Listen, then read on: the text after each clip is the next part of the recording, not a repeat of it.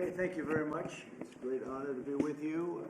I just want to start by saying we had a meeting yesterday on the Department of Education, which is being moved. We're going to educate the children in their states where they can get a proper education. The numbers are horrible the way it is, and we're going to make a move that's very big. I don't think it's even risky a little bit. I think it's going to be amazing. It should have been done years ago. They've been talking about doing it for many years, but nobody ever got it off. But we did. And there was great excitement and great acceptance of it by almost everybody, including a lot of Democrats, actually.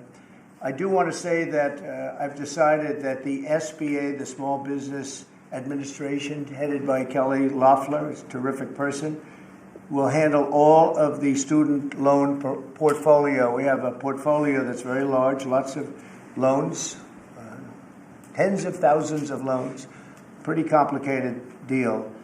And that's coming out of the Department of Education immediately, and it's going to be headed up by Kelly Loeffler at SBA, and they're all set for it.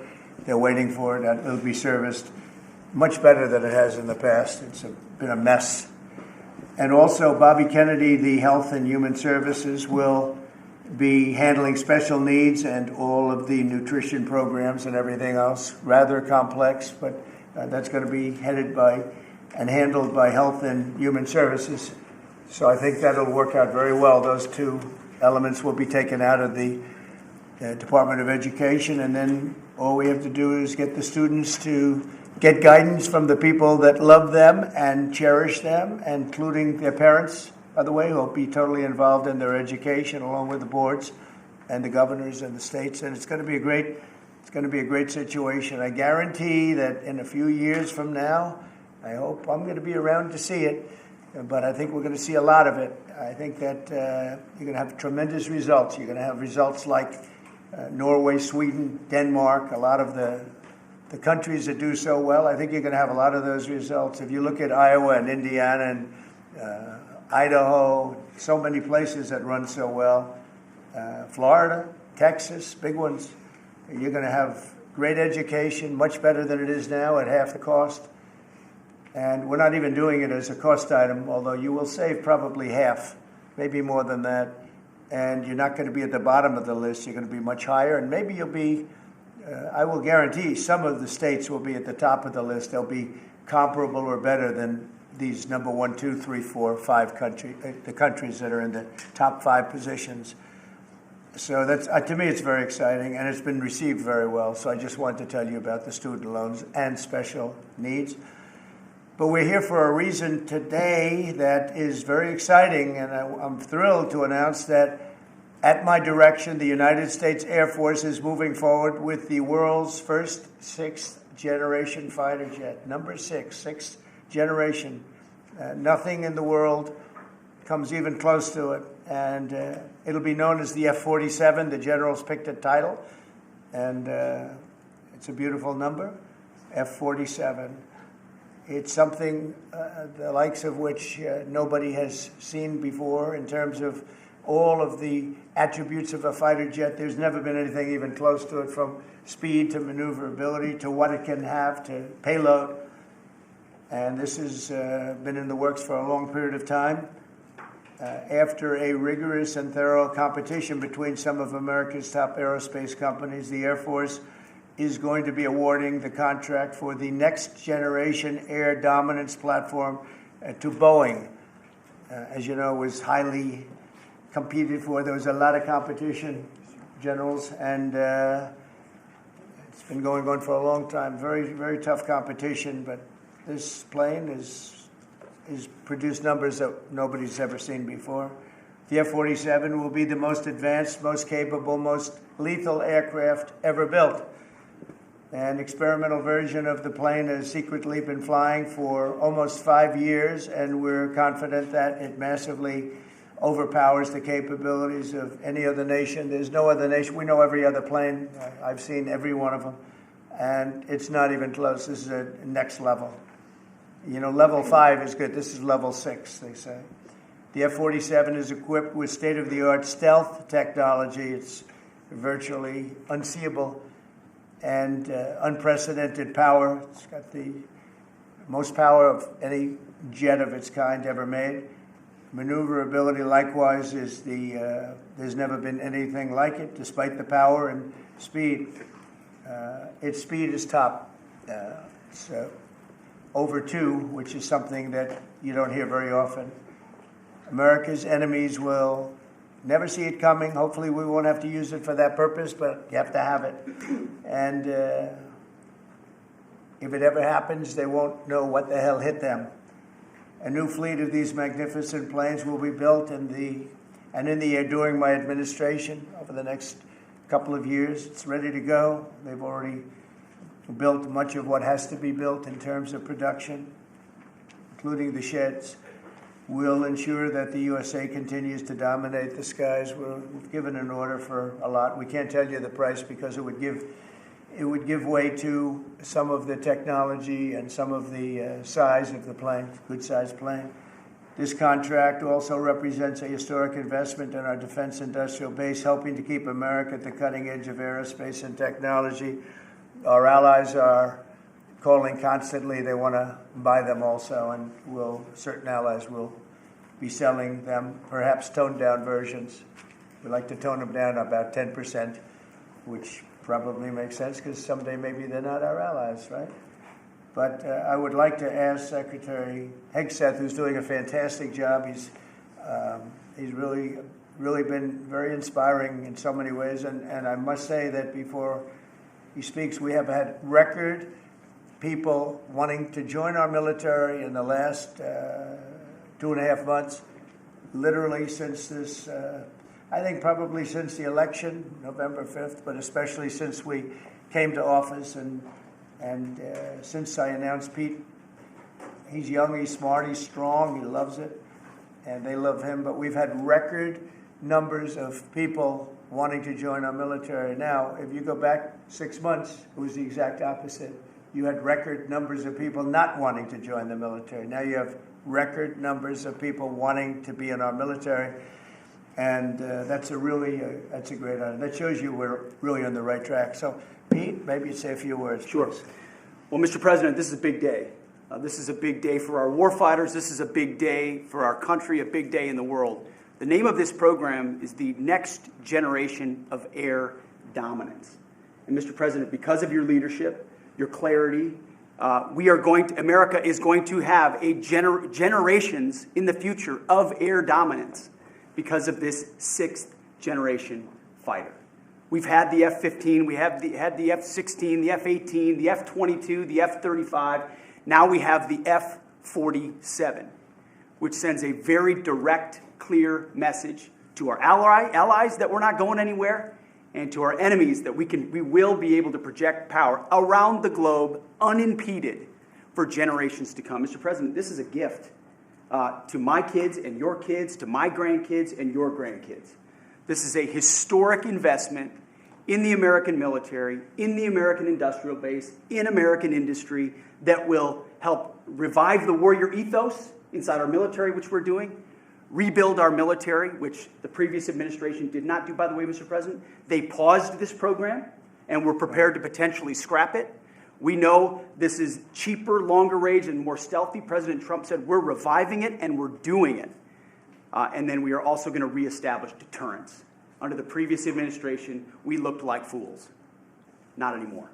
President Trump has reestablished American leadership. The F-47 is part of it. And Mr. President, thank you for having the courage to do it and leading the way for all our warfighters. Thank you very much, Pete.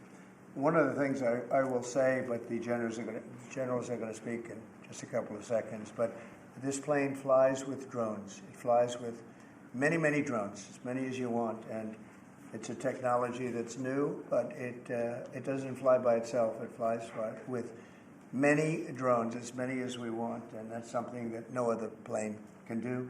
So I'd like to introduce, if I might, Air Force Chief of Staff General David Alvin, and also General Dale White, two incredible people that I've known over the years, but I got to know them really well over the last few months. And would you say a few words, please, General?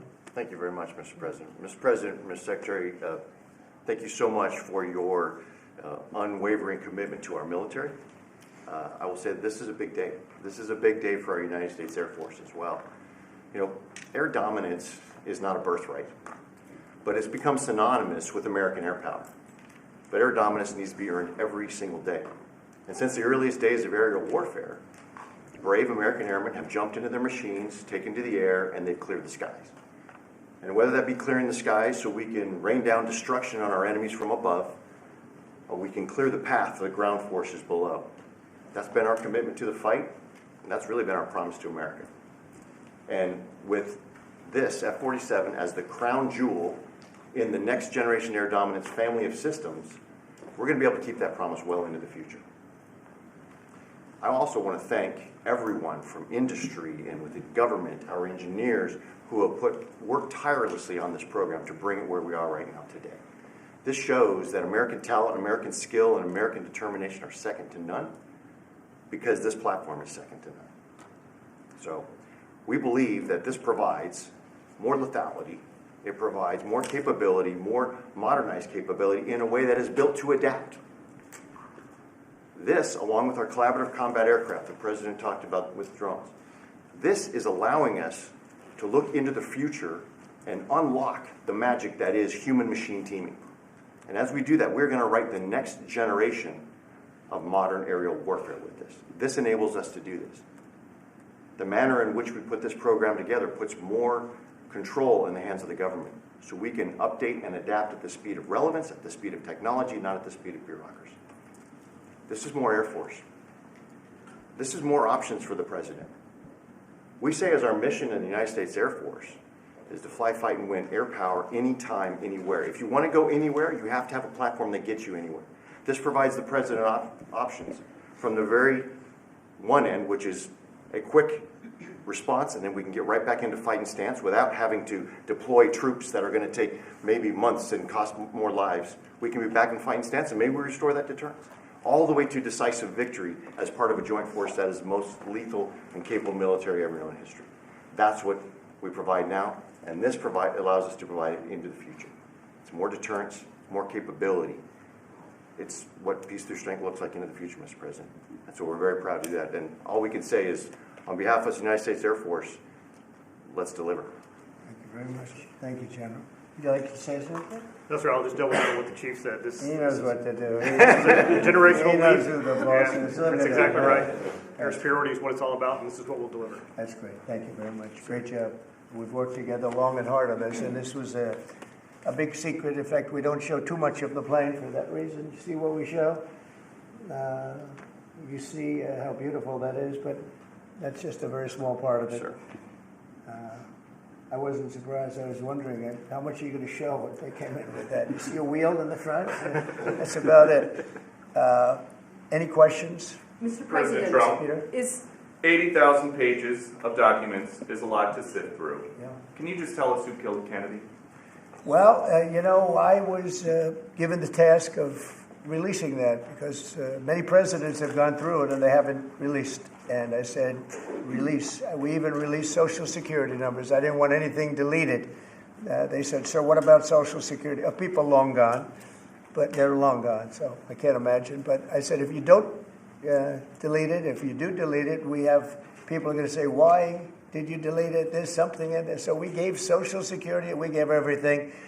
And the rest is for you to look at, Peter. You're going to see whether or not you see anything. But we've given it. We're doing it with Dr. Martin Luther King, too. They're preparing all of that. They're going to release everything. And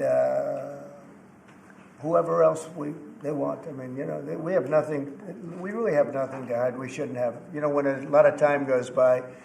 But with the Kennedy files, in particular, they were going crazy on them. I don't think there's anything that's earth-shattering, but you'll have to make that determination. In those, it's 80,000. It's actually 88,000, and we have some additional things, as you know, come out today. And for that, you can go to the offices and you can see whatever you want to see. Everything is out there, totally open. The additional stuff is available later on today. You go over to the offices and you can have it immediately. And you'll make a determination. And on something else, these Tren de Aragua guys, because of your executive order, they are designated as foreign terrorists. Yeah. If ISIS or Al-Qaeda foreign terrorists were operating here in the United States, cops would probably be shooting first and asking questions later. And so what is the difference between terrorists, between somebody like an ISIS or an Al-Qaeda operative versus a MS-13 or Tren de Aragua? Well, these are people that focus on destroying people in their homes. They're not as international in that sense. They're a group of thugs. They come from Venezuela. They come from the prisons of Venezuela. They're very dangerous people, but they didn't look so dangerous when the guards took care of the situation from El Salvador. And I want to thank the president. He's a friend of mine. He's done a great job. But I just can't imagine that the Democrats are taking this issue where they want to have them back. You know, so now they have men playing in women's sports. They have transgender for everyone. They have open borders. They have all of their crazy policies that are, I think, 95-5, not 90-10, okay? And their new policy is, let's bring Tren de Aragua back into our country. Let's bring the worst. These are the worst gang members there are. They looked amazingly frail, though, by the way they were handled. It's very amazing. You know, they weren't, when they were in Colorado cutting the fingers off a man because he made a phone call to the police, they seemed a lot tougher then than they did when they were having their heads shaved and they were in shackles. They're tough people. They're bad people. We don't want them in our country. We can't let a judge say that he wants them. You know, he didn't run for president. He didn't get much more than 80 million votes. And we just can't let that happen. It'd be so bad for our country. I won on the basis of getting criminals out of our country that were let in. It was called unforced error. They were let in by Biden, incompetently let in, and let in by the millions, actually. 21 million people. I believe it's 21 million. And that's not even including the gotaways. But these are rough people. We want them out of our country. And I won the election based at least partly on that. And that's a big part, yeah? Mr. President, there's something several. I don't know if you saw this. Tim Walz is now saying about Trump supporters, and forgive me, I'm just reading a quote from Tim Walz, I think I could kick most of their ass. Oh, boy, he'd be in trouble. Is there any way to know? Well, he's a loser. You know, I mean, the guy's a loser. He lost an election. He played a part. You know, usually a vice president doesn't play a part, they say. I think Tim played a part. I think he was so bad that he hurt her.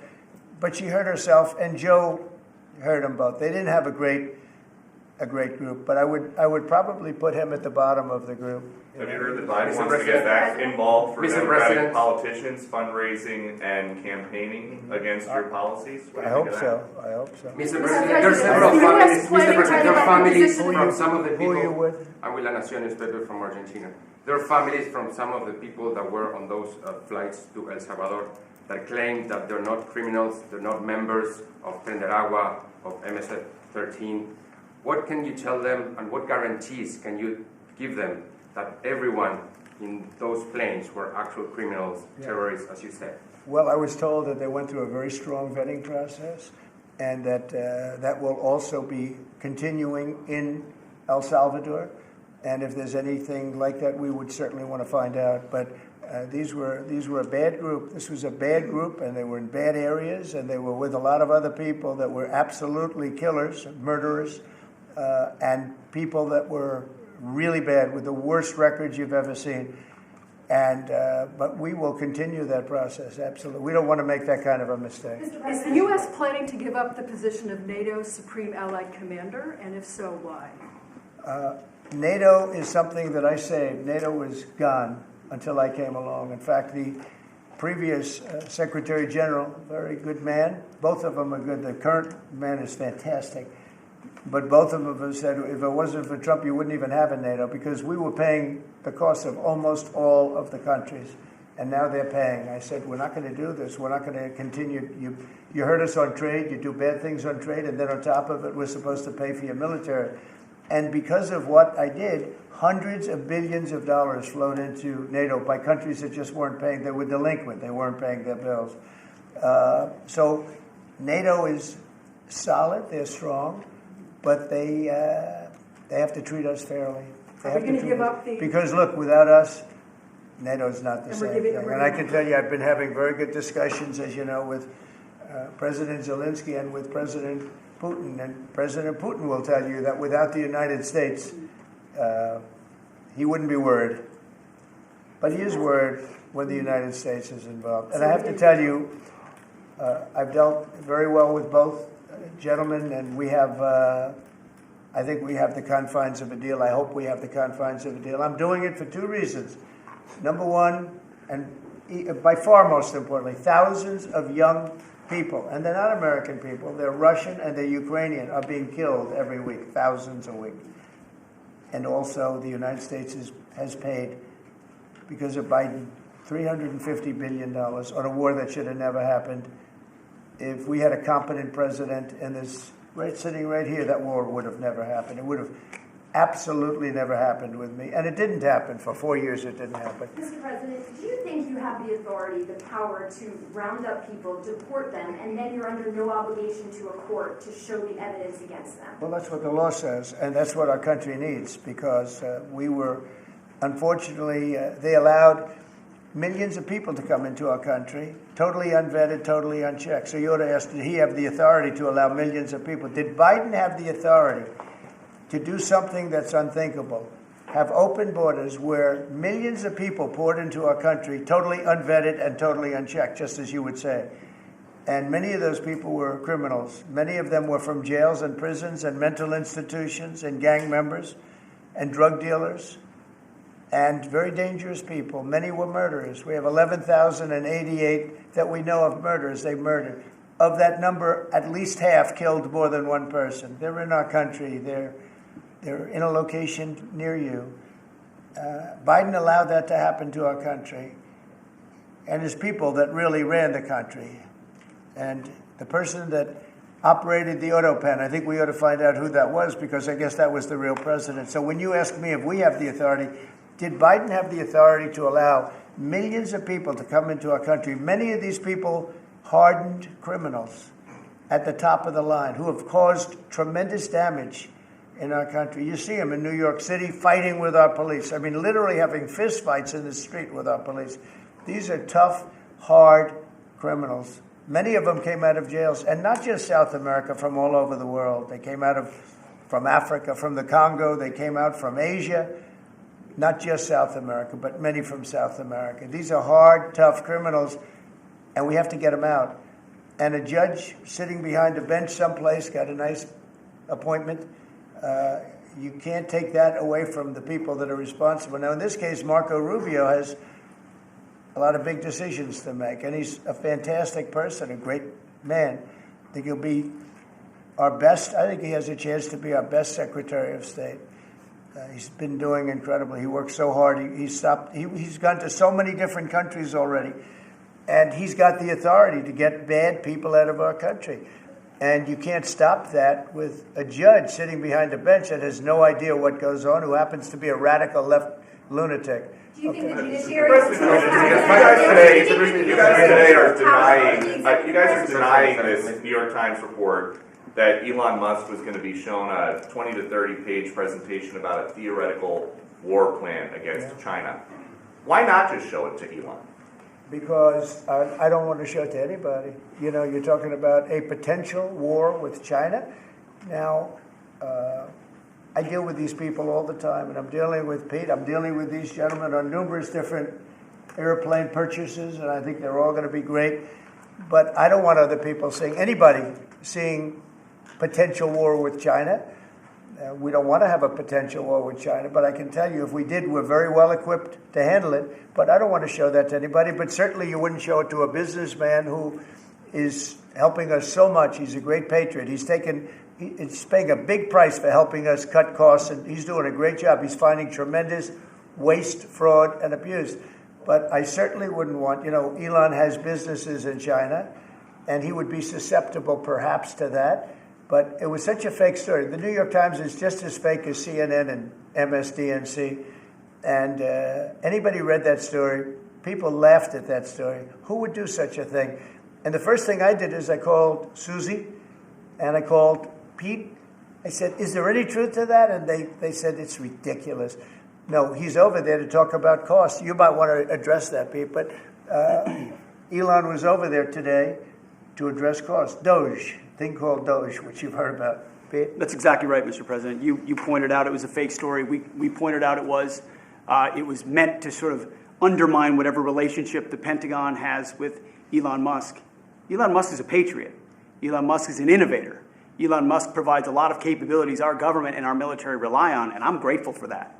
We welcomed him today to the Pentagon to talk about Doge, to talk about efficiencies, to talk about innovations. It was a great informal conversation. The rest of that reporting was fake. There was no war plans. There was no Chinese war plans. There was no secret plans. That's not what we were doing at the Pentagon. I might add that I think Elon, if they ever wanted to do that, I think Elon wouldn't do it. I think he wouldn't do it. He wouldn't want to put himself in that position. But if you read what's out of the New York Times, it's such a dishonest newspaper. It's such garbage. It's, it used to be called all the news that's fit to print. Well, it's all the news that's not fit to print. They have fake sources, or they don't have sources. I think they make most of it up. But this was a made-up story by the New York Times. I call it the failing. It's a failing newspaper. It's failing. And they shouldn't do that. They really are the enemy of the people. And something else. We do need honest journalism in this. We've made such big strides over the last 2 months, but we just need honest journalism, and we don't have it. When you have a CNN, you have to watch these people every once in a while just to see where they're coming from, and it's so dishonest. MSNBC is, I think, probably worse, and they're both doing horribly in the ratings. I think they're going to be turned off. I don't think they're not doing any ratings. You're doing well in the ratings. Thank you. I'll pass that along. I understand that your trade rep is meeting their Chinese counterpart next week. Yes. Is there anything that they can do to stop April 2nd or to roll back the tariffs that you put on China already? Well, we can talk, but basically, I call April 2nd. I would have made it April 1st, but I didn't want to be April Fool's Day because then nobody would believe what I said, and they do believe me. April 2nd is going to be Liberation Day for America. We've been ripped off by every country in the world, friend and foe. We've been ripped off on trade. We've been ripped off on military. We protect people, and they don't do anything for us. It's just so unfair for years and years. And now some of that money is going to be coming back to us in the form of tariffs. Tens of billions. It's going to be numbers like nobody's ever seen. So NVIDIA announced today, you saw that, hundreds of billions of dollars of investment. The biggest chip maker in the world announced hundreds of billions of dollars of investment. Hundreds of billions, not millions, but billions. They're all coming here. Apple just announced $500 billion worth. They're going to build plants here. They built their plants in China. They're going to build them here. And they're starting immediately. We have investment, the likes of which this country has never seen, already announced.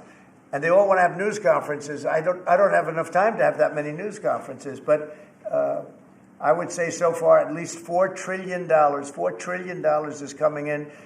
Car companies, very importantly, a lot of the car companies that were going to build in Mexico or Canada are now building here. Because I don't want cars from Canada. I don't want cars from Mexico. They want to do it, it's fine. But I want the car companies to build here, not... they were building in Mexico 3 plants, big plants, really big plants, and they were going to sell the cars right across the border. We wouldn't have the jobs, we wouldn't have the profits, we wouldn't get the taxes, we get nothing. All we get is unemployment and empty factories. Those days are over. So now those 3 places are going to build here, but many more than that. We have a big one. Honda is building, just announced a really big plant in Indiana, great state, smart place to build. And we have many car companies coming here. The steel mills are going to be booming, And many other things, many other things come with that. But we need that for defense. There are certain things you have to have. You have to have steel. We would have had, if I didn't do in my first term tariffs to stop the onslaught, because they were dumping steel in order to destroy our steel plants. If I didn't do 50% and even 100% in certain cases tariffs on steel, you wouldn't have a steel plant in the United States. And Biden was unable to get rid of those tariffs because they threw off so much money that his numbers, which didn't work anyway because his numbers were terrible, what he did, the way he spent money was so horrible, and what he allowed to happen to energy. That's the other thing. Energy is going to be like it's never been before. Mr. Vice President is here. Do you have anything to say while you're here? He's a very good Vice President. I'm just here to watch the show, sir. Okay. I think airplanes are pretty cool, so I want to go check this out. It is cool. Mr. President, To take off the trade war at this point, though. Well, I'll be speaking to President Xi. I have a great relationship with him. We're going to have a very good relationship. But we have a $1 trillion deficit because of Biden with President Xi. More than that. I mean, I've heard $1.2 trillion. We have a deficit. And I've explained that to President Xi. We also have a problem where he's allowing fentanyl to be sent into Mexico and then cross the border and, killing. I think the number is much higher than the 125, 115 I think it's closer to 300,000 people a year. And so that's a problem. But they have a tremendous surplus against the United States, so we don't want that. Mr. President, why do a number of administrators have come to you asking for exemptions on tariffs? Is that something that is under consideration by you? Well, people are coming to me and talking about tariffs, and a lot of people are asking me if they could have exceptions. And once you do that for one, you have to do that for all. So, I mean, generally, I did something interestingly during 2 weeks ago. I gave the American car companies a break because it would have been unfair if I didn't. And everybody said, oh, he changed his mind on tariffs. I didn't change my mind. I helped our, sort of big three, big four. I helped some of the American companies.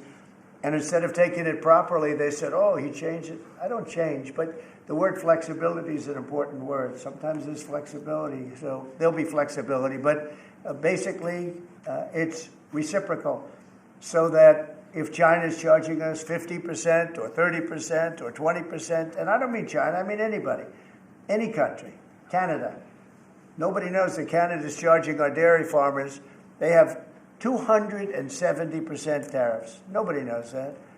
Nobody knows that.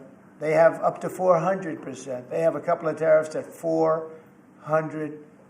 Nobody knows that. Nobody talks about that. And remember, with Canada, we don't need their cars. We don't need their lumber. We don't need their energy. We don't need anything from Canada. And yet it costs us $200 billion a year in subsidy to keep Canada afloat.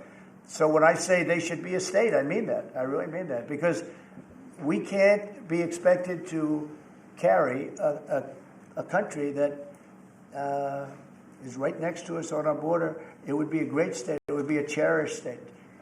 The taxes for Canadian citizens would go down in less than half. They don't spend money on military because they think we're going to protect them. There are many things that they do, like icebreakers. They want us to provide icebreakers for them. Oh, that's wonderful. So the Canada, they're very tough traders too. I want to just tell you, of all the people, they're tough traders. They trade very tough. And, the expression I use is, some people don't have the cards. I used that expression about a week and a half ago, right? Somebody was negotiating who didn't have the cards, who's now, I think, saying that he wants to do it, and I think we're going to have a big deal on that very special something. We got to make a deal on that. But Canada has been a very nasty negotiator against the United States, took advantage of the United States for a long time. But nobody knows that they were getting 270% tariffs on dairy products. Mr. President, I don't think I've heard you say this in all of the talk about Canada becoming the 51st state. Are you concerned that if they became the 51st state, they would be a very, very blue state? Very, very big and very, very blue. No, there might be, but it would, you have that artificial line that goes, that straight artificial, that looked like it was drawn by a ruler. Somebody with I don't mean a ruler like a king, I mean like a ruler, this way. And it's just an artificial line that was drawn in the sand or in the ice. And and can I tell you, Peter, just, you add that to this country, what a beautiful landmass, the most beautiful landmass anywhere in the world. And it was just cut off for whatever reason. It would be great. Now, is it liberal? Maybe. But, a conservative, until I got involved, because I don't care who wins up there. I frankly probably would do better with the liberal than the conservative, if you want to know the truth. But just a little while ago, before I got involved and totally changed the election, which I don't care about, probably it's to our advantage, actually. But the conservative was leading against, I call him Governor Trudeau, the conservative was leading by 35 points. So, so I don't know about that. I think Canada is a place like a lot of other places. If you have a good candidate, the candidate's going to win. And I don't know if you've seen this, but the two astronauts that you just helped save from space, they didn't get any overtime pay for all that extra time. They got $5 a day per diem. For 286 days, that is $1,430 in extra pay. Is there anything the administration can do to get them, to make them whole? Well, nobody's ever mentioned this to me. If I have to, I'll pay it out of my own pocket, okay? I'll get it for them. I'll take care of that. I like that. I think that's... I'll pay it right out of my... Is that all? That's not a lot for what they had to go through. And I want to thank Elon Musk, by the way, because think if we don't have him. There's only so long, even though they're in the capsule up there, that the body starts to deteriorate after 9 or 10 months. And gets really bad after 14, 15 months with the bones and the blood and all of the things that you've been reporting on very well. And if we don't have Elon, they could be up there a long time. Who else is going to get him? And I just want to thank him. He's going through a lot, what they're doing to him. And these people are going to be caught, and they're going to be caught, and they're going to be prosecuted. And from what they tell me, I see this just by watching your programs and reading the news, but from what they tell me, they could get 20 years in jail, and they'll get it. I'll tell you, there's going to be no leniency, and there'll be no pardons. I can tell you that right now. And you said this morning 20 years in jail, and then maybe you said this morning 20 years in jail, and then maybe they'll go to one of these prisons in El Salvador. Do you think with the way that the judges have been issuing injunctions, it would be easier or harder to send these Tesla domestic terrorists to a jail in El Salvador than these MS-13 or Tren de Aragua guys? Well, I view these people as terrorists just like others. When I looked at those showrooms burning and those cars, not one or two, like 7, 8, 10 burning, exploding all over the place. These are terrorists. You didn't have that on January 6th, I can tell you. You didn't have anything like that on January 6th, which is sort of amazing because on January 6th, the Democrats were talking. Nobody was killed other than a very beautiful young woman, Ashley Babbitt. Nobody was killed. And you look at what's going on now with these terrorists. These are terrorists, and that's an organized event. Take a look at their signs. Take a look. They're all made by the same sign company. A nice, expensive job. Now, these are the people that finance it are, in my opinion, in just as big a trouble as the people that are setting the match and setting the fires. So we'll see. It's under very serious investigation by the FBI and by the Justice Department. These people are terrorists. Okay. Yeah, go ahead behind you, please. Mr. President, what do you say to American military families who are seeing Elon Musk at the Pentagon today, are hearing about Defense Department cuts, and their thoughts are immediately going to the safety of their loved ones who are currently deployed? Well, we're making our country strong. And when they see a thing like that and they hear that story about Elon and China, what they should do is realize that the New York Times is a corrupt institution, because I think they're the ones. They knew that story wasn't true. Nobody believed that story. People that, when I first called, they laughed when they heard the story. Nobody believed it, that the Pentagon was giving him a briefing on what war with China would look like, and he has business. No, they made that up because it's a good story to make up. They're very dishonest people. Look, I have it with the Times, and you'll see more and more of it. To me, it's a very dishonest organization. But a story like that is made up. It's total fiction. And I just wanted to make sure. I called up Chief of Staff and I called up Pete. And I said, is there any truth to that? Absolutely not. He's there for Doge, not there for China. And if you ever mention China, I think he'd walk out of the room. He wouldn't take it anyway. So it's just a made-up story. Nobody's taken better care of the military. One of the things that I know that Pete's doing is he's talking about a lot of the civilian staff, and we're going to get them other jobs. We're going to have a lot of jobs in this country, but we don't want to have wasteful jobs. We want to have meaningful jobs. And those were wasteful jobs. Those are jobs that not only military, but jobs where people don't show up. You take a look at Department of Education. I've never seen so many buildings with the names on it. You go past one after another Department of Education, and they're empty. The people don't show up. You know why? Because they have other jobs, because they're playing golf or they're playing something, they're doing something. And we have a lot of great people, but we have to move that back to the States. We're going to make our country strong, and we're going to get people much better jobs, because we have companies moving into our country, the likes of which we've never seen before. Nothing like this has happened. And it's automatic. They don't want to pay the tariffs. How do you avoid paying the tariffs? You build your plant in the United States, and it's a beautiful thing to see. I see it. So far, I would say $4 trillion. Nobody's ever heard of them. No country's ever heard of numbers like that. $4 trillion, and those are the best ones. The biggest, best chip maker in the world. I'm not a fan of the CHIP Act, where you give billions of dollars away to companies that don't need it, and it won't bring them here. I'm giving nothing away. All they're doing is coming here. They're building because they want to avoid. Remember this on the tariffs, too, because that's going to be, Liberation Day, April 2nd. It's reciprocal. If they charge us, we charge them. So somebody say, well, how much are the tariffs? Very fair. If India, as an example, has been very bad to us on tariffs, they charge 100%, 200%, whatever they charge. Now, Europe just announced they're lowering the tariffs on cars. We charge, like a joke, 2.5%. That's what this country charges. Europe just announced that they're reducing their tariffs on cars to 2.5%. It's nice. But they also have non-monetary tariffs, where they make it impossible for the cars to get in, even without the dollars on them and the dollar signs. It's called a non-monetary tariff, where they put on controls where no matter what happens, because they don't want cars, they don't want the American car in their market, and yet they send us millions of cars, they send us big agriculture, they don't want our agriculture, they don't want anything from us. European Union's very tough, but now it's fair. So whatever they do to us, we do to them. As Russia continues to attack Ukraine, are you planning to impose any sort of sanctions? Well, they're fighting against each other.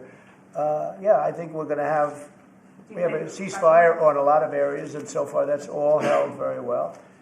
And getting that ceasefire, they had a lot of guns pointing at each other. You had some soldiers, unfortunately, surrounded by other soldiers, and they are going to be, I believe we're going to pretty soon have a full ceasefire, and then we're going to have a contract. And the contract's being negotiated, the contract in terms of dividing up the lands, et cetera, it's being negotiated as we speak. What do you say to critics who say that your actions towards law firms amount to coercion? Well, the law firms all want to make deals. You mean the law firms that we're going after, that went after me for 4 years, ruthlessly, violently, illegally? You mean, are those the law firms you're talking about? They're not babies. They're very sophisticated people. Those law firms did bad things. They went after me for years. Russia hoax. All a hoax. It was a hoax. It was Hunter Biden's laptop. It didn't come out of Russia, by the way. It was came out of his bedroom. It was all a hoax, developed by Democrats. Hillary, I don't think Biden did, because I don't think Biden knows what the hell he's doing, frankly, based on everything I see. I've seen things since being here that are so sad. What he's done to this country, what he and they did to this country, those people that surrounded him, who, by the way, are radical left but smart. He's not smart. He was never smart. But these are radical left, smart people. They totally controlled him. He did whatever they told him to do. And it's a shame. It's so sad to see what happened, what they've done to this country, both not only the inflation you saw, but allowing millions and millions of criminals into our country. That's an inexcusable act. And many other things besides that. Thank you very much, everybody.